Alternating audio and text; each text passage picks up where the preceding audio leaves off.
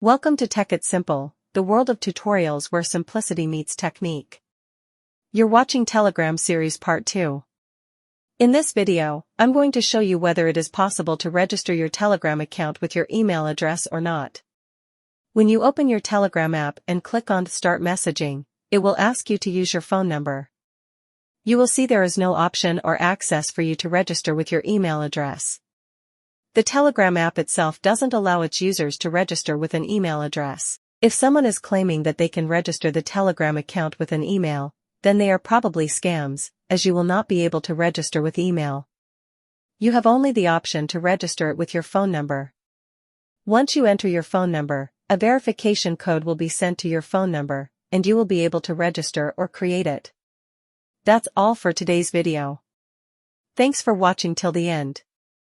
If you found this video helpful, don't forget to like, share, and subscribe to the channel.